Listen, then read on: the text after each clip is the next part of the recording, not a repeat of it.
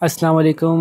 हम मैथ्स की countdown book 5 देख रहे थे और उसका यूनिट नंबर 2 हमने शुरू किया था और जिसके सिलसिले में हम 2A कंप्लीट कर चुके हैं। जो उसकी एक्सरसाइज 2A है उससे रिलेटेड रीडिंग और पूरी एक्सरसाइज हम कंप्लीट कर चुके हैं और आज हम 2B से रिलेटेड रीडिंग भी देखेंगे और उसमें जो एक्सरसाइज हैं उनको भी हम देखेंगे कि उसमें क्या है। ठीक है, तो शुरू करते हैं। टॉपिक पुराना ही है, कुछ ज़्यादा ख़ास नई चीज़ें इसमें नहीं आएंगी और वही जो आपने बुक 4 में देखा था ऑलमोस्ट वही चीज़ें जो हैं वो कवर की जाएंगी। बस थोड़ी सी उसके अंदर कुछ क्वेश्चंस में इजाफा हो जाएगा, कुछ कॉम्प्लेक्सिटी में इजाफा हो जाएगा। ठीक है, तो टॉपिक आज का है जी HCF, हाईएस्ट कॉमन फैक्टर। और फैक्टर पहला यहाँ से इन्होंने बात शुरू की कि finding HCF of 3 numbers by prime factorisation. Prime factorisation क्या थी? जब हम किसी नंबर को लेते थे, सॉरी मैं कलर चेंज कर लूँ ज़रा जी, जब हम किसी नंबर को डिवाइड करते थे, ज़रा गौर से देखिए, फॉर एग्ज़ाम्पल 24 है तो इसको हम सिर्फ़ और सिर्फ प्राइम नंबर से ही डिवाइड करते हुए नीचे चलेंगे और इस बात का ख्याल रखेंगे कि पहले सबसे छोटे प्राइम नंबर से डिवाइड करने की कोशिश करें, फिर उससे बड़े। तो प्राइम नंबर्स कौन कौन से हैं वो तो आपको याद होगा ही। 2 है, 3 है, 5 है, 7 है, 11 है, 13 है, 17 है and so on and so fourth. ठीक है, तो मैंने वेब से बच्चों से अपने कहता हूँ कि 1000 तक के प्राइम नंबर्स का एक चार्ट बना के अपने पास लगा लें अपनी कॉपी के पीछे। उसको बार बार देखने से वैसे भी ऑलमोस्ट याद हो ही जाते हैं। खैर, तो हमें पता है कि ये 2 से डिवाइड हो जाएगा, तो 2 1 2, 2 2 4, क्योंकि इसके आखिर में इवन नंबर है, आखिर में 2 4 6 8 0 में से एक नंबर आ रहा है। ये 2 6 12, 2 3 6, फिर ये 2 से नहीं होगा तो 3 से चेक करेंगे, 3 1 3। तो ये प्राइम फैक्टर्स बने 24 के। 2 इंटू 2 इंटू 2 इंटू 3, इसको ऐसे लिखेंगे 2 इंटू 2 इंटू 2 इंटू 3। याद आ गया? ये थी जी प्राइम फैक्टराइजेशन। अब 3 नंबर्स की प्राइम फैक्टराइजेशन के थ्रू HCF मालूम करना है, मालूम करके देख लेते हैं। आगे देखें, एग्जाम्पल में उन्होंने बताया हुआ है 72 को उन्होंने प्राइम फैक्टराइज करके दिखाया है। तो 72 को 2 से किया 36 आया, उसको 2 से किया 18 आया, उसको 2 से किया 9 आया, 9 2 से नहीं होता तो फिर 3 से किया, 3 3 9 आया, फिर 3 से किया 3 1 3 आ गया। ये हमारा सोल्यूशन बन गया 2 इंटू 2 इंटू 2 इंटू 3 इंटू 3। ठीक है, ये बात हमने करके दिखा दी। 3 नंबर्स को एक साथ अगर आप मालूम करना चाहते हैं उनका HCF, तो इसके प्राइम फैक्टराइजेशन की आंसर आए 2 इंटू 2 इंटू 2 इंटू 7। इसको फैक्टराइज की आंसर आए 2 इंटू 2 इंटू 5 इंटू 7। इसको फैक्टराइज की आंसर आए 3 इंटू 3 इंटू 7। अब HCF मालूम करने के लिए क्या करते हैं कि सिर्फ जो तीनों में कॉमन होता है वो नंबर उठा लेते हैं। तो 7 यहाँ भी था, यहाँ भी था, यहाँ भी था, ऊपर से काटा, यहाँ लिख दिया 7। अब यहाँ 2 है, यहाँ 2 है, लेकिन यहाँ 2 नहीं है तो 2 नहीं आ सकता। यहाँ 3 है लेकिन यहाँ कहीं 3 नहीं है, यहाँ 5 है लेकिन यहाँ कहीं 5 नहीं। तो अब कोई और नंबर नहीं उठ सकेगा, तो आंसर खाली 7 ही आ जाएगा। फॉर एग्जाम्पल अगर 2 भी उठ गया होता किसी वजह से, कि यहाँ भी एक 2 होता, तो ये 2 इंटू 7 होता, फिर 14 बन जाता है। लेकिन अभी चूंकि सिर्फ 7 है तो इसका आंसर 7 आ गया। तो HCF ऑफ 56 140 एंड 63 इज 7। आसान हो गया। ठीक है, नेक्स्ट पेज देखते हैं क्या कहते हैं जी। अब फिर एक और एग्जांपल दी इन्होंने, जिसमें जैसे मैंने बताया था कि 7 और 2 दोनों कॉमन आ गए इत्तेफाक से। देखें 70 के इन्होंने प्राइम फैक्टर्स निकाले, 257 बना, 98 के निकाले 277 बना, 154 के निकाले 2711 बना। ठीक है, तो ये डिवीजन तो आप पहले से सीखे हुए ही हैं, बुक 4 में भी करके आए हुए हैं प्राइम फैक्टराइजेशन, इसलिए मैं इस पर ज़्यादा ध्यान नहीं दे रहा। मुझे उम्मीद है कि आपको पहले से समझ में आ गई होगी ये बात। और अगर नहीं आई हुई तो फिर पहले बुक 4 के ये सवाल देख लें कि प्राइम फैक्टराइजेशन बुक 4 में कैसे हुई हुई है। ठीक है, तो अब आप कॉमन निकालने जाएंगे तो इन तीनों में 2 कॉमन था, हमने 2 नीचे लिख दिया। इन तीनों के अंदर 7 कॉमन था, हमने 7 नीचे लिख दिया। कोई और नंबर तीनों में एक साथ मौजूद नहीं है, तो 7 2 14, इनका HCF आ गया। ये देखें, एक और मेथड कहलाता है जी लॉन्ग डिवीजन मेथड। इन्होंने सो खाली डिवीजन मेथड लिखा हुआ है, लॉन्ग डिवीजन मेथड कहलाता है। उसमें क्या होता है कि अब अगर आपको सिर्फ HCF मालूम करना है, देखिए मैं बता दूं कि ये prime factorisation is the best method of finding HCF and LCM when you need to find them both. जब आपको दोनों तलाश करने हो तो ये बेस्ट मेथड है। इसी से HCF निकल आएगा, इसी से LCM निकल आएगा, अलग से कुछ करने की ज़रूरत नहीं है। सही है, अगर खाली HCF मालूम करना हो तो ज़रा ज़्यादा छोटा मेथड जो है वो ये वाला पड़ता है, लॉन्ग डिवीजन मेथड। क्यों छोटा पड़ता है? जब आप प्रैक्टिस करेंगे ना तो आपको खुद ही अंदाज़ा हो जाएगा, अच्छा अच्छा इस वजह से छोटा पड़ता है। तो वो क्या है जी, अब इसके लिए हम एग्जाम्पल लेते हैं इन्होंने कहा 1271 और 1681 दो बड़े बड़े नंबर हैं। अब इसकी प्राइम फैक्टराइजेशन करेंगे तो थोड़े लंबे लंबे जवाब आने के इम्कान है। तो इसमें ज़्यादा आसान है कि हम ऐसे कर लें। कैसे कर लें कि हम लॉन्ग डिवीजन मेथड से इसको सॉल्व करें। लॉन्ग डिवीजन मेथड में क्या होता है, बड़े वाले नंबर को अंदर रखते हैं यानी उसको डिविडेंड बनाते हैं, और छोटे वाले नंबर को बाहर रखते हैं यानी इसको डिवाइज़र बनाते हैं। तो अब आसान सा पता है हमें कि ये 1271 है, 1681 है। 12 का डबल 24 होता है, तो ये डबल से कम ही है ना, साफ नज़र आ रहा है। तो हमने क्या किया, इस नंबर को अंदर रखा, इस नंबर को बाहर रखा, और हमें पता है कि 1271 वन ज़ा ही करना पड़ेगा, टू ज़ा करेंगे तो आंसर बड़ा हो जाएगा, समथिंग 24 समथिंग आ जाएगा बड़ा, जो कि इससे काफ़ी बड़ा हो जाएगा। तो हमने 1271 वन ज़ा 1271 किया, माइनस किया, आंसर आया 410। आंसर जो है वो हमारे डिवाइडर से छोटा हो गया। तो अब डिवाइडर को उठा के हमने अंदर रख दिया, यानी क्या किया, मैं आपको एक साथ करके दिखा देता हूँ। 1681 और 1271, 1271 माइनस किया, 0 बचा, 1 बचा, 4 बचा। अब ये छोटा हो गया इससे, तो क्या करेंगे, इस वाले को उठा के यहाँ ले आएंगे, यहाँ पे 1271। अब देखेंगे 410 में 1271 कहाँ आता है, तो 400, 4 वन ज़ा 4, 4 टू ज़ा 8, 4 थ्री ज़ा 12, 4 4 ज़ा 16, तो 4 थ्री ज़ा 12 होता है। तो चेक कर लेते हैं, 4103 ज़ा क्या होता है, 0, 3 वन ज़ा 3, 4 थ्री ज़ा 12, 1230 जी करेक्ट, हम सही जगह पहुंच गए। तो क्या करेंगे, 4103 ज़ा 1230 माइनस करते हैं, क्या बचा, 1 बचा, 7 माइनस 3 4 बचा, 41 बच गया। अब इस 41 के बाद अब मेरे पास जगह ख़त्म हो गई, आप समझ लें कि यहाँ 41 बचा। तो फिर क्या करेंगे, 41 छोटा हो गया 410 से, 410 को उठा के अंदर ले जाएंगे, 410 अंदर चला गया, 41 10 जा 410, ये साफ नज़र आ रहा है। जब रिमाइंडर कुछ भी नहीं बचेगा तो उन दो नंबर्स का HCF ये वाला नंबर आएगा, ठीक है। जो लास्ट डिवाइजर होगा, जिसके बाद के रिमाइंडर कुछ नहीं बचना, वो इन दो नंबर्स का HCF आएगा। अब एक और सवाल करके दिखाऊंगा, आपको समझ में आ जाएगा। ये यही एग्जांपल चल रही है, इसको मैं आगे तेज भगा देता हूँ, मैं आपको समझा चुका हूँ। इनके देखें यही एग्जांपल चल रही है, आखिर में इनका 41 जो है वो आया बचा। अब 3 नंबर्स हैं और 3 नंबर्स को लॉन्ग डिवीजन मेथड से सॉल्व करना है। यहाँ इन्होंने लॉन्ग डिवीजन मेथड लफ्ज यूज़ कर लिया, 91, 65 और 39। तो सबसे पहले बड़े वालों को सॉल्व करते हैं। अब ये मैं यहाँ पे ज़रा जगह ज़्यादा है, आसानी से अच्छे सॉल्व करके दिखाता हूँ आपको। 91 और 65 ऐसे किया, हमें पता है 65 टू ज़ा 120 समथिंग आता है जो बड़ा हो जाएगा, तो 65 वन ज़ा 65 कर दिया हमने, ठीक है। ये हो गया 11, ये हो गया 8, 11 में से 5 माइनस किया तो 6 बचा और ये 2 बचा। अब ये छोटा हो गया इससे, तो इसको उठा के अंदर ले आएंगे, यानी ये 65 यहाँ आ जाएगा। अब 26 वन ज़ा 26, 26 टू ज़ा 52। अब हमें पता है कि 26 थ्री ज़ा करेंगे तो समथिंग 60 आएगा, लेकिन इस 6 की वजह से आंसर बड़ा हो जाएगा। देखें 26 थ्री ज़ा 6 थ्री ज़ा 18 और 2 थ्री ज़ा 6 प्लस 78 हो रहा है, तो 26 थ्री ज़ा नहीं कर सकते हैं, हमें 26 टू ज़ा ही करना पड़ेगा। 26 टूज़ आर 52। अच्छा जी, करते हैं माइनस, 5 में 2 गए 3 गए, 6 में से 5 गए 1 बच गए, 13 बच गए। अब 13 चूँकि छोटा हो गया 26 से, अब 26 अंदर चला जाएगा 26, तो 13 टू ज़ा 26 होता है। यहाँ पे क्लोज हो गया मामला। अब HCF क्या बना, ये बना, ठीक है। जहाँ पे रिमाइंडर कुछ बचना बंद हो जाए वहाँ पे HCF हमारा डिवाइडर आ जाता है। लेकिन ये किसका HCF है, 65 एंड 91 का HCF है ये। लेकिन हमें एक नंबर और भी है जिसको इस HCF के सिलसिले में शामिल करना है, वो है 39। तो क्या करना पड़ेगा हमें, अब इस डिवाइज़र को लेकर उस 39 को भी चेक करना पड़ेगा कि क्या ये उसका HCF है कि नहीं है।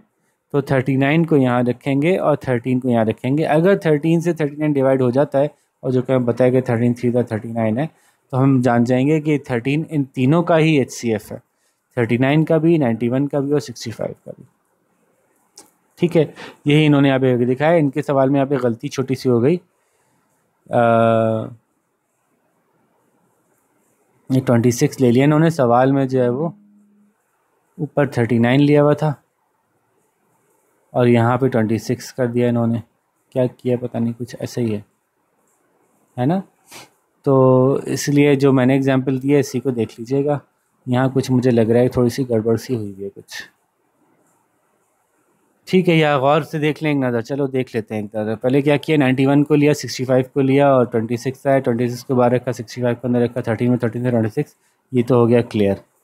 हाँ ये देखें ना, यहाँ तक क्लियर। अब इन्होंने कहा नाउ टेक 13 एंड 39, लेकिन यहाँ 39 के बजाय 26 ले लिया इन्होंने, तो ये 39 होना था और यहाँ 3 आना था। तो फिर हम कहेंगे कि 91, 65 और 39 का HCF 13 है। ये इनसे गलती हुई है यहाँ पे, कोई बात नहीं, हो जाती है, प्रिंटिंग में मिस्टेक्स हो जाती हैं। ठीक है, नेक्स्ट चलते हैं। HCF की बात यहाँ पे ख़त्म हुई, अब LCM की बात शुरू करते हैं।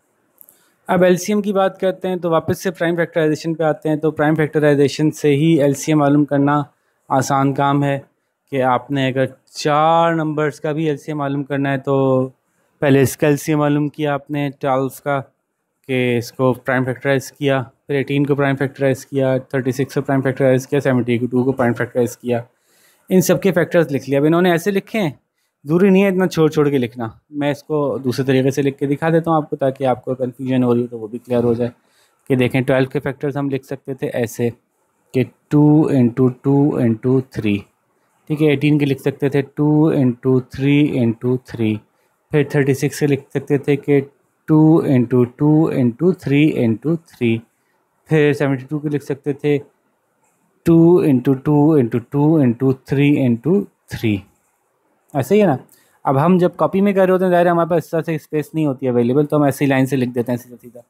अब क्या करेंगे, जो कॉमन होंगे उनको सर्कल करते जाएं, कुछ भी नहीं, 1 सर्कल, 2 सर्कल, 3 सर्कल, 4 सर्कल इस्तेमाल हो गए, एक दफ़ा लिखा, ठीक है। फिर कोई देखें कॉमन आ रहे हैं चारों में, 1 2 3 चारों में कॉमन आ रहे हैं, एक दफ़ा लिखा।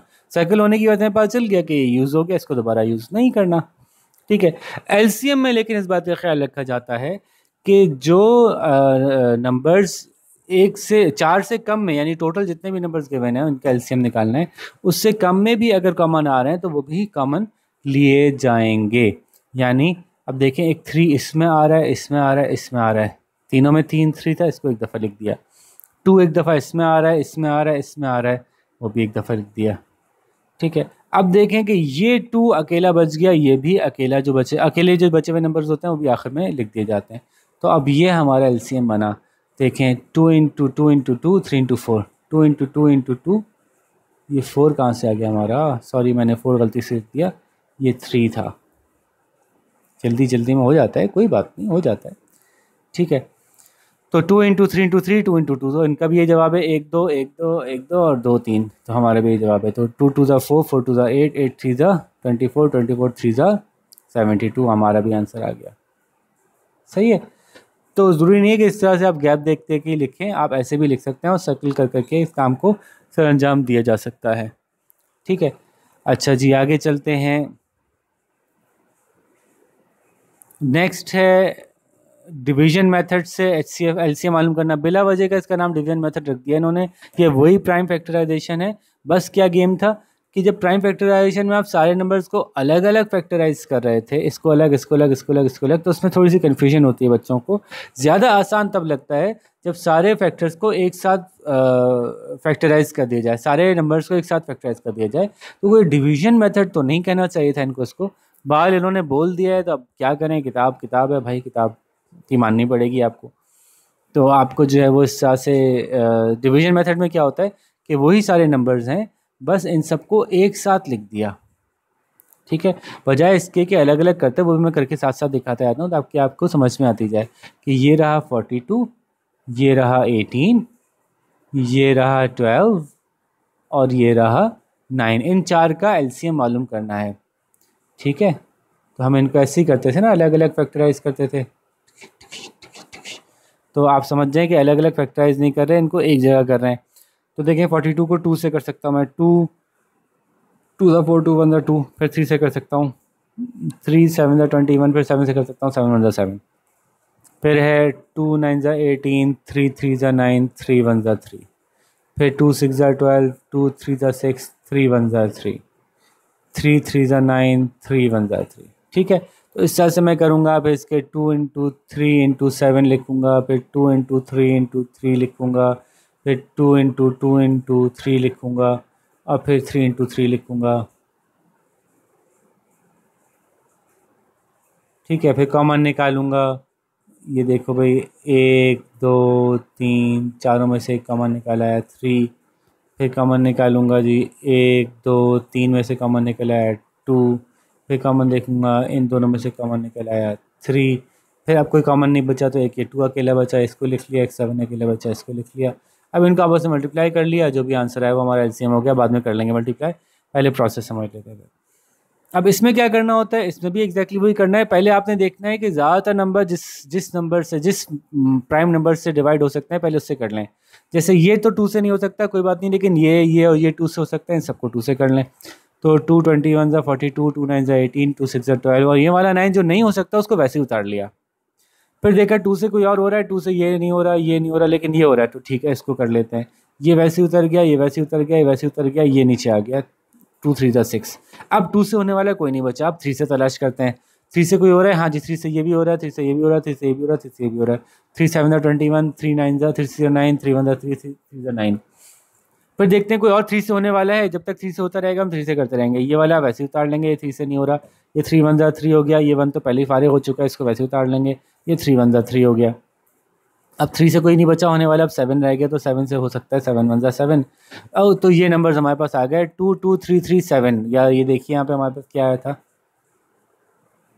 2 2 3 3 और 7 की मल्टीप्लिकेशन से हमारा आंसर आया था। तो सेम बात है, ठीक है, वैसे करें ऐसे करें, सेम बात है। बस इसमें आपको बहुत सारे नंबर्स को आपस में तलाश नहीं करना पड़ता है कि इसमें से कौन सा कॉमन निकला, कौन सा कॉमन नहीं निकला। ऑटोमेटिकली कॉमन निकल के ही आंसर आ जाता है।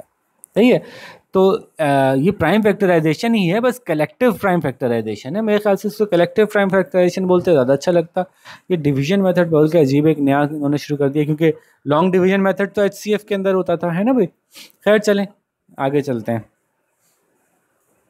अब हम आते हैं जी एक्सरसाइज 2B की तरफ। बहुत आसान सी एक्सरसाइज है, जल्दी से इसको हम सॉल्व कर लेते हैं ताकि फिर हम अपनी इस लंबी सी वीडियो को एंड करें।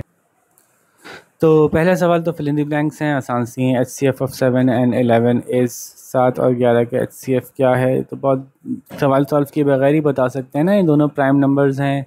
अब प्राइम नंबर्स का में कोई भी कॉमन फैक्टर नहीं होता सिवाय 1 के, तो इसमें तो सॉल्व करने की ज़रूरत ही नहीं है। LCM is always dash than HCF। LCM हमेशा HCF के मुकाबले में बड़ा ही होता है, कम से कम बड़ा हो या बराबर। तो यहाँ पे जो कि डैश देन है तो फिर इक्वल तो नहीं आएगा, तो ग्रेटर देन ही आएगा। HCF stands for dash. HCF का क्या मतलब होता है बता दीजिए। LCM of 2 prime number is dash of the numbers.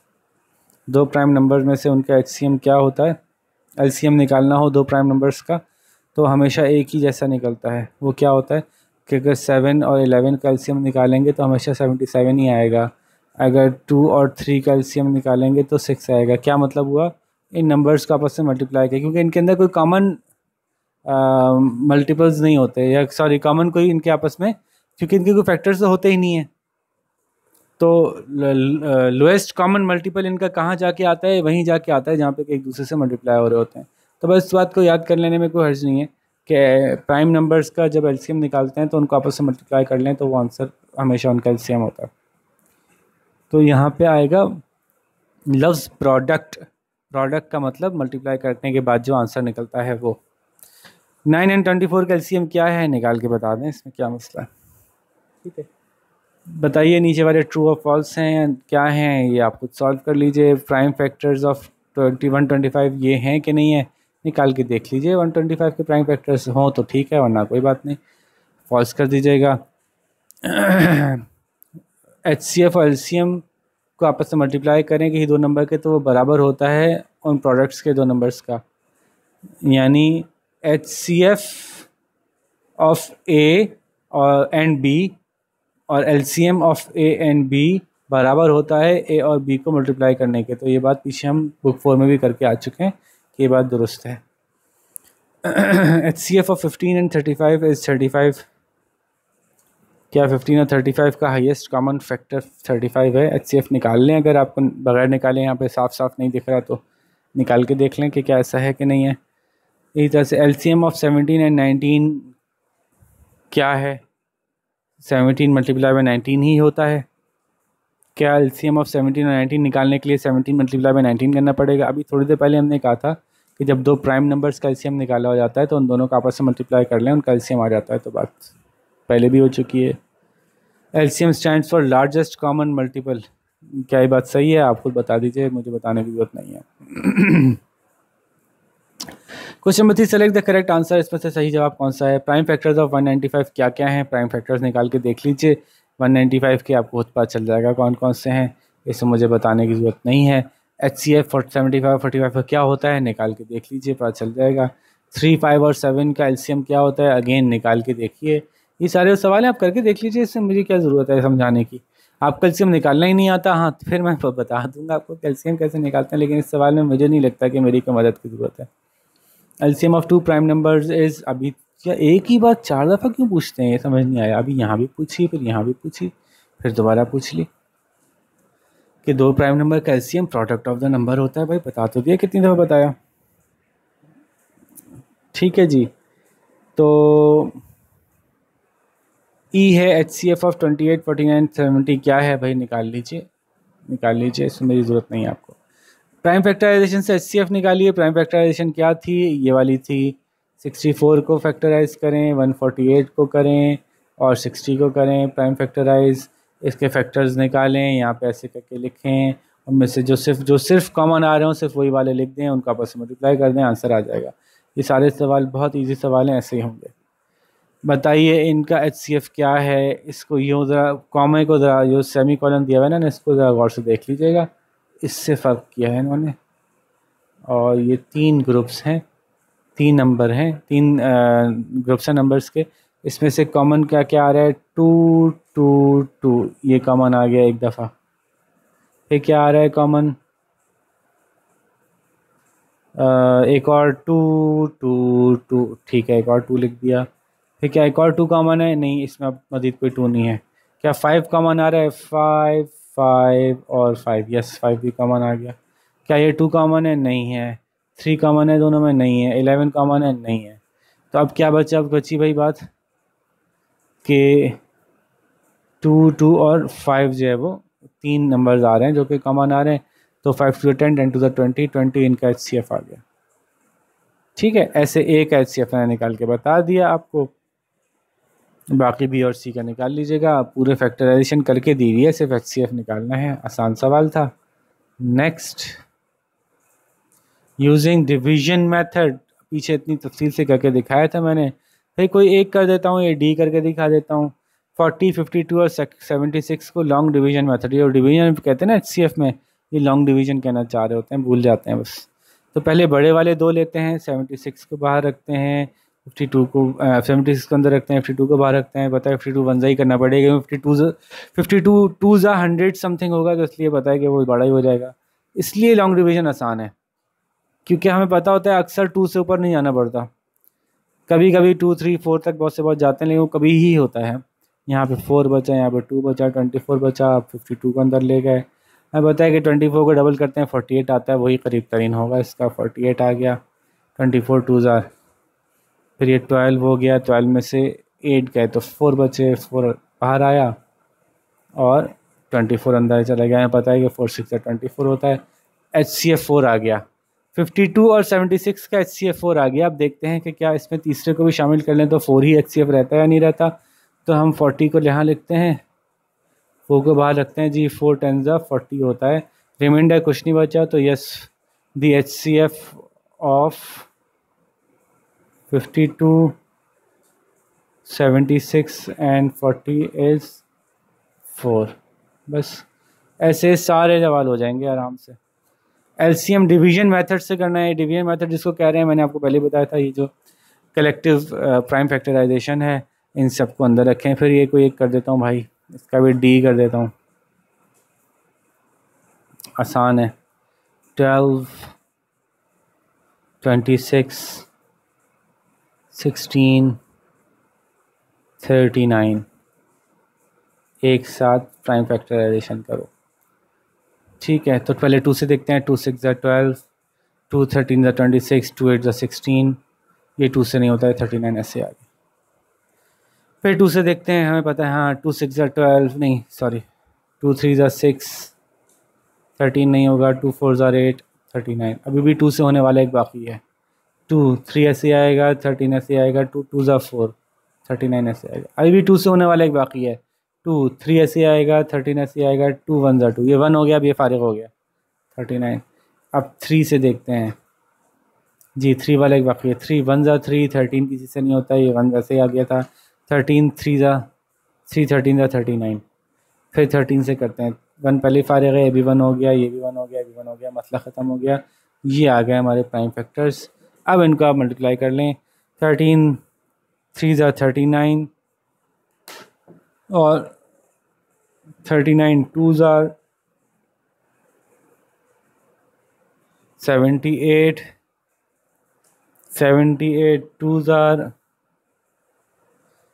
156, 156 2 ज़ा 312, 312 2 ज़ा 624।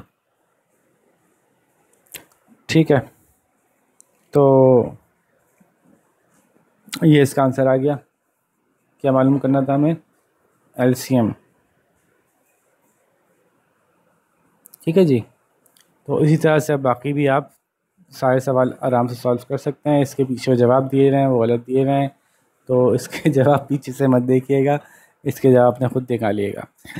फिर वर्ड प्रॉब्लम्स देख लेते हैं। वर्ड प्रॉब्लम्स आसान होते हैं, मैं हमेशा कहता हूँ वर्ड प्रॉब्लम्स ज़्यादा आसान होते हैं, सिर्फ उसमें लैंग्वेज को डिफ़िकल्ट किया जाता है। तो ज़रा लैंग्वेज देख लेते हैं, इसके जो मुश्किल अल्फाज उनको समझ लेते हैं, फिर आपके लिए वर्ड प्रॉब्लम आसान हो जाएंगे।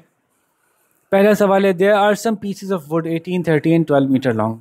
लकड़ी के टुकड़े हैं 18 मीटर, 30 मीटर और 12 मीटर लंबे। कारपेंटर काटना चाहता है इनको बराबर के साइजेस में। किस साइज में काटे कि सारे के सारे ऐसे कटें कि कुछ बचे नहीं। यानी 18 मीटर को काटता है, लेट सपोज ये फैसला करता है कि मैं जी 5-5 मीटर के टुकड़े काटूंगा। ठीक है, तो 30 मीटर कैसे कटेगा? 5 कटेगा, उसमें से फिर एक और 5 कटेगा, फिर उसमें से एक और 5 कटेगा, फिर एक और 5 कटेगा, फिर एक और 5 कटेगा, फिर एक और 5 कटेगा। तो 5 और 5 10 15 20 25 30 मीटर कट गया भाई, ज़बरदस्त। 5-5 के टुकड़े काट दिए। अब 5-5 के टुकड़े जब 18 के काटने शुरू करेंगे तो उसमें 5 कटेगा, 5 कटेगा, 5 कटेगा, अब 3 बचा आखिर में, ये इक्वल नहीं आ सका। फिर 5-5 के टुकड़े 12 वाले काटना शुरू करेंगे तो उसमें से पहले 5 कटेगा, फिर 5 कटेगा, फिर आखिर में 2 बच जाएगा। तो ये कहना चाह रहे हैं कि कुछ ऐसे टुकड़े काटें कि आखिर में कोई भी एक्स्ट्रा ना बचे, बल्कि एग्जैक्टली वही पीसेस बचते चले जाएं जो कि हम काटना चाह रहे हैं, इक्वल साइज में सारे कट जाएं। ठीक है, तो अब इसको मैं ऐसी तुक्के मार मार के करके दिखा रहा हूँ आपको, ताकि आपको कॉन्सेप्ट क्लियर हो जाए कि करना क्या चाह रहे हैं। फिर उसको मैं एग्जैक्ट मेथड बताऊंगा कि एग्जैक्ट मेथड इसका क्या था। तो हम एक और तुक्का मारते हैं। चलो जी, ऐसा करते हैं कि हम इसको जो है वो 3 से करते हैं या 2 से करते हैं। चलें, 2-2 में करता हुआ तो बहुत आसानी से नजर आ रहा है। तो 2-2 टुकड़ों में करेंगे ना, तो आपको पता है कि 18 के 2-2 टुकड़े करेंगे तो 2-2 टुकड़े करते हुए 9 टुकड़े बन जाएंगे। 4 5 6 7 8 9। ठीक है, अगर हम 2-2 टुकड़े करके 30 से करेंगे तो 15 टुकड़े बन जाएंगे, आखिर में 2 कुछ भी नहीं एक्स्ट्रा बचेगा, ज़बरदस्त। ये भी 2 से डिवाइड पूरा हो जाएगा। और 12 के भी 2-2 टुकड़े करते हुए चलेंगे तो वो भी 4 टुकड़े में 6 टुकड़ों में पूरा पूरा तकसीम हो जाएगा। तो इसका एक आंसर 2 हो सकता है, इसका एक आंसर 2 हो सकता है। ठीक है, लेकिन वो चाहता है कि बड़े से बड़ा वो क्या साइज़ है। अब ये इन्होंने सवाल में नहीं बताया, तो अगर सवाल के हिसाब से देखें ना तो हम जो है वो इसका आंसर 2 बता सकते हैं। लेकिन एक्चुअली सवाल में ये बात लिखी होनी चाहिए थी, तो मैं आपको एक्स्ट्रा बता रहा हूँ, तो आइंदा कभी बुक में आएगी तो ये लिखी होगी, इनसे गलती हुई है, ये बात आइंदा इसमें ऐड कर लेंगे। वो बड़े से बड़ा साइज़ क्या है जिसमें कि काटे और सारे पीसेस इक्वल कटें। एक तो 2 आंसर आ गया। हम क्या 3 में भी हम बराबर से काट सकते हैं कि कुछ भी ना बचे? करके देखते हैं, ज़रा गंदगी साफ कर लें पहले। 2-2 के टुकड़े काटे तो सारे बराबर से कट गए और कुछ भी ना बचा, तो 3-3 के टुकड़े काट के देखते हैं। अच्छा, आपको पता कैसे चलेगा? देख लें, अगर 3 से पूरा पूरा डिवाइड हो जाते हैं तो हमें पता है कि कुछ भी नहीं बचेगा। क्या 18 3 से पूरा डिवाइड होता है? यस, 3 के टेबल में 18 आता है। क्या 3 के टेबल में 30 आता है? क्या 3 के टेबल में 12 आता है? जी, 3 से भी ये पूरे पूरे डिवाइड हो जाएंगे। तो बड़े से बड़ा साइज़ क्या होना चाहिए? 2 से तो बड़ा 3 मिल गया हमें। क्या 4 से पूरे पूरे डिवाइड हो जाते हैं? तो कैसे पता चलेगा? 4 के टेबल में देखेंगे, 4 से 4 के टेबल में 18 नहीं आता, ये पूरा डिवाइड नहीं होगा, ठीक है। तो इसलिए 4 से नहीं हो सकेगा। 5 से हो सकता है? नहीं, 5 के टेबल में ना 13 आता है ना 12 आता है, 5 से नहीं होगा। क्या 6 से हो जाएगा? जी, 6 के टेबल में 18 भी आता है, 6 के टेबल में 12 भी आता है, 6 के टेबल में 30 आता है। अगर 6 मीटर के भी टुकड़े काटे तब भी बराबर से कट जाएंगे और कोई वेस्टेज नहीं बचेगा। तो और यही इसका सबसे बड़ा आंसर है, इससे ऊपर इसका जवाब नहीं मिलेगा हमें। तो ये 6 कैसे निकाला इन्होंने? एक्चुअली सवाल क्या था, और से सुनिएगा ज़रा। टुकड़े बनाने हैं, टुकड़ों को इंग्लिश में फैक्टर्स भी कहते हैं। टुकड़े बनाने हैं इन लकड़ियों के इस तरह से कि बड़े से बड़ा साइज मिल जाए, बड़े से बड़े को ग्रेटेस्ट हाईएस्ट कहते हैं ना। एक्चुअली हाईएस्ट और फैक्टर्स को अगर आप देखें तो ये हाईएस्ट कॉमन टुकड़े निकालने हैं, तो हाईएस्ट कॉमन फैक्टर का सवाल है। बहुत आसान सी बात है। अब अगर मैं HCF निकालूँ 18, 30 और 12 का, तो 18, 30 और 12 का HCF निकालूँ, तो हमने अभी क्या बात की थी, देखा देखते हुए अंदाजे से कि 6 बड़ा अच्छा लग रहा है हमें, कि 6 के टुकड़े काटें तो भी पूरे पूरे कट जाएंगे। इसके 3 टुकड़े कटेंगे, इसके 5 टुकड़े कटेंगे, इसके 2 टुकड़े कटेंगे और कुछ नहीं बचेगा। तो देखते हैं ज़रा कि वाकई 6 आंसर आता है। तो 2 9 ज़ार 18, 3 3 ज़ार 9, 3 1 ज़ार 3, 2 15 ज़ार 3 5 ज़ार 5 1 ज़ार 2 6 ज़ार 12, 2 3 ज़ार 6, 3 1 ज़ार 3। तो मैं डायरेक्ट सॉल्व कर रहा हूँ, बाकी आप कर लीजिएगा। ये 2 2 2 कॉमन आ गया, 2 लिख दिया। ये 3 3 3 कॉमन आ गया, 3 लिख दिया। बाकी अब कोई चीज़ कॉमन नहीं बची, तो 2 3 तक क्या रहा? 6 इज़ HCF। जी जनाब, ये HCF का सवाल था। जब आपसे पूछा जा रहा है कि बड़े से बड़ा वो कौन सा साइज होगा जिसमें इसके टुकड़े किए जाएंगे, तो एक्चुअली एग्जैक्टली आपसे ये कह रहे हैं कि हाईएस्ट और फैक्टर्स और कॉमन निकालने हैं, तो इसलिए हाईएस्ट कॉमन फैक्टर का सवाल है। सही है। तो इसका सवाल सॉल्व करने का एक्चुअल तरीका क्या था वो मैंने यहाँ पे करके दिखा दिया। वैसे HCF मालूम करके सॉल्व करेंगे। सारा डज वॉशिंग एवरी 9 डेज, हर 9 दिन बाद सारा वॉशिंग करती है, ठीक है।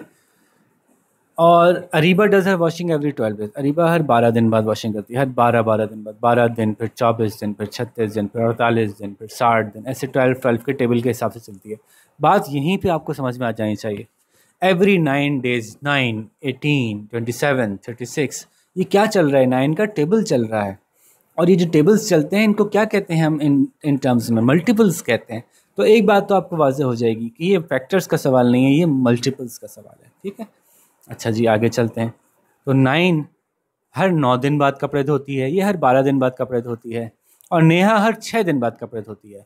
अगर ये पहले दिन एक साथ इन्होंने कपड़े धोना शुरू किए, after how many days will they do the washing again together? Again मैं इसको पहले ऐसे सॉल्व करके दिखाऊंगा जैसा रिक्वायर्ड नहीं है, यानी बच्चों वाले अंदाज में, बिल्कुल लेमैन अंदाज में, कि 9 दिन के बाद का इजाफा करते हैं।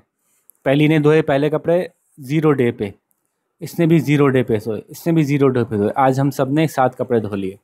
ये कितने दिन बाद धोती है? 9। ये कितने दिन बाद धोती है? 12। ये कितने दिन बाद धोती है? 6। बस ये याद रखने के लिए लिख दिया। तो अब ये अगली कौन सी तारीख को दोबारा 7 कपड़े धोएंगी, ये सवाल है, अभी निकाल लेते हैं। ये धोएगी अगले कपड़े 9 तारीख को, ये धोएगी 12 को, ये 6 को, ये उसके बाद धोएगी 18 को, ये 24 को, ये 12 को, ठीक है। तो अब 12 तारीख को ये दोनों तो कॉमन आ गए, लेकिन तीनों कॉमन कब धोएंगे अभी आगे चल के पता चल जाएगा। ये धोएगी फिर 27 को, ये धोएगी फिर 36 को, फिर धोएगी 48 को, ज़रा 2-4 आगे निकाल लिए मैंने। इधर ये धोएगी 24 को, इधर ये धोएगी 36 को। अब ये देखें, अब ये दोनों कॉमन आ गए। क्या ये यहाँ पे भी कॉमन आ रहा है? देखते हैं। 36 डे को इन दोनों का तो कॉमन आ गया, हालांकि 12th डे में इन दोनों का कॉमन आ गया था, लेकिन इसका नहीं आ रहा था। अब ये देखते हैं 6, 12, 18, 24, 30, 36। जी, 36 डे को ये भी धो रही है, 36 डे को इत्तेफाक से भी धो रही है, 36 डे को इत्तेफाक से भी धो रही है। तो इन ये तीनों, वो कौन सा एक दिन दोबारा आएगा जब ये तीनों एक साथ कपड़े धो रही होंगी? इनका कॉमन मल्टीपल निकाला है हमने। ये मल्टीपल्स हैं, 9, 18, 27, 36, 48, ये मल्टीपल्स हैं सारे। इन मल्टीपल्स में से कॉमन निकाल दिया, तो सबसे छोटा कॉमन मल्टीपल क्या निकला इनका? 36 निकला, तीनों का कॉमन। तो ये किस चीज़ का सवाल था भाई? एलसीएम का सवाल था। अब आप प्रॉपर तरीके से इसका एलसीएम मालूम करके इस सवाल को सॉल्व कर लीजिएगा। तो जब आप एलसीएम मालूम करेंगे तो एक्चुअली आपको पता चलेगा कि इसका आंसर 36 ही आएगा। एलसीएम मालूम करने के लिए आप चाहें तो वो वाला तरीका यूज़ करें जो आजकल हमने आपको सिखा दिया, इसको ये डिवीजन मेथड कहते हैं और हम उसको कलेक्टिव प्राइम फैक्टराइजेशन कहते हैं। तो वो भी मैं करके दिखा देता हूँ जल्दी से, ज़रा मैं मिटा दूँ तो फिर मैं आपको ये करके दिखा देता हूँ जी। तो देखें जी, 9, 6 और 12 को कलेक्टिव प्राइम फैक्टराइजेशन से करते हैं, 2 से करते हैं, 9 तो नहीं होगा, 6 3 हो जाएगा, 2 6 12 हो जाएगा, फिर 2 से करते हैं, 9 वैसे ही रहेगा, 3 वैसे ही रहेगा, 2 3 6 हो जाएगा। अब 3 से करते हैं, 3 3 9, 3 1 3 3 1 3, ये दोनों फारिग हो गए। फिर 3 से करते हैं, 3 1 1 सब ख़त्म हो गया, 3 3 9, 9 2 18, 18 2 36, आंसर आ रहा है एलसीएम 36। तो 36 दिनों के बाद वो मौका दोबारा आएगा कि जब ये तीनों एक साथ कपड़े धो रही होंगी। बीच में ऐसे मौके आते रहेंगे कोई 2 साथ कपड़े धो रही हों, लेकिन तीनों एक साथ जो कपड़े धोएंगी वो 36 डेज के बाद ऐसा मौका आएगा। ठीक है भाई, मैंने नहीं देखा कि इस तरह से किसी ने तफसील से इसको समझाया वो, उम्मीद है कि बात अच्छे से समझ में आ रही होगी। अब आखिरी सवाल देख लेते हैं, फिर लंबी सी जो वीडियो हमारी बन गई है इसको ख़त्म करते हैं। Ayesha has 3 pieces of cloth. अब आपको और से अंदाज़ा लगाएं सवाल HCF का है या सवाल LCM का है। आयशा के पास कपड़े के 3 टुकड़े हैं, 1 is 70 सेंटीमीटर लॉन्ग, एक 70 सेंटीमीटर लंबा है। अच्छी तरह सफाई भी करते आता हूँ मैं बात करते करते। 1 the other are 84 and 98 centimetre wide. तो अच्छा वाइड ही है, सारे चौड़ाइयों की बात हो रही है। तो कोई 70 सेंटीमीटर एक कपड़ा चौड़ा है, एक कपड़ा 84 सेंटीमीटर चौड़ा है, एक कपड़ा 98 सेंटीमीटर चौड़ा है। She wants to cut them into stripes, cut them. देखें एक कीवर्ड आ गया, पकड़ाई में आ गया सवाल। She wants to cut them, टुकड़े करने हैं। टुकड़े करना का मतलब फैक्टर्स बनाने हैं। किसी चीज़ के टुकड़े करना मतलब उसके फैक्टर्स बनाना। किसी चीज़ को बार बार रिपीट करना मतलब उसके मल्टीपल्स बनाना। तो ये बार बार रिपीट नहीं हो रहा है, टुकड़े करने का सवाल है। टुकड़े करने के सवाल से खट से हम पहुंच गए, ये HCF का सवाल है भाई। HCF का तो नहीं, कम से कम फैक्टर्स का सवाल तक तो पहुंच गया, अभी HCF भी आ जाएगा समझ में हमें। ठीक है, तो पहली बात क्या हुई कि टुकड़े करने हैं इसको 70 80 और 90, 70 84 और 98 सेंटीमीटर के ऐसे टुकड़े करने हैं कि बराबर के टुकड़े हो जाएं। और बड़े से बड़ा टुकड़ा क्या हो सकता है ऐसा? How wide should she cut the stripes? As wide as possible, चौड़े से चौड़ा। इस सवाल में उन्होंने ख्याल रखा कि वो गलती नहीं की जो इस सवाल में इन्होंने गलती की थी। ठीक है, कि चौड़े से चौड़े का लफ्ज़ इस्तेमाल कर लिया, वरना इसका एक आंसर तो 2 भी आ सकता है कि 2 सेंटीमीटर काट लो तो इक्वली कट जाएगा, क्योंकि हमें पता है 2 से ये भी डिवाइड होता है, 2 से ये भी होता है, 2 से ये भी होता है। तो लेकिन हम इसको HCF के लिए सॉल्व करेंगे, प्रॉपर्ली सॉल्व कर लीजिए। अब इसका जवाब मैं नहीं निकाल के दिखा रहा, आप लोग शाबाश खुद से सॉल्व कर लीजिए, देखें इसका क्या जवाब आता है कि वो कौन सा साइज़ है जो कि ये बड़े से बड़ा साइज़ ऐसा जो कि ये तीनों बराबर से कट जाएं और कुछ एक्स्ट्रा पीस ना बच रहा हो। ठीक है, उम्मीद है बात समझ में आ गई होगी। एग्जैक्टली यही सवाल है, एग्जैक्टली यही सवाल है। वहाँ पे लकड़ी थी, यहाँ पे कपड़ा है, बाकी कोई फ़र्क नहीं है सवाल की अंडरस्टैंडिंग में। सही है, इसलिए मैं इसको और मज़ीद डेप्थ में नहीं लेके जा रहा। सही है जी, तो होपफुली सारी बातें समझ में आ गई होंगी। सारे सवाल मैं सॉल्व करके दिखाता ही नहीं वैसे भी, क्योंकि आपको भी तो कुछ करना चाहिए। मैं वो टीचर तो नहीं हूँ जो कि सिर्फ आपके व्यूज़ और लाइक्स लेने के लिए पूरे सॉल्यूशंस आपको दे दूँ और सीखना आपने कुछ एक पाई एक टकेगा भी ना हो। तो ऐसा तो हम नहीं चाहते, हम चाहते हैं कि आप खुद सॉल्व करें। हाँ, जहाँ सॉल्व ही नहीं कर पा रहे हो वहाँ मैं आपकी हेल्प करता चला जाऊँ। ठीक है, तो लेट्स सी कि आप में से कौन ज़्यादा अच्छे जवाब निकाल पाता है। कोई मसला हो, कुछ प्रॉब्लम हो, नहीं समझ में आ रहा हो, आप ज़रूर मुझसे दोबारा पूछ सकते हैं। अपना बहुत सारा ख्याल रखिएगा, फिर किसी और अच्छी सी वीडियो के साथ मुलाकात करते हैं। अल्लाह हाफ़िज़।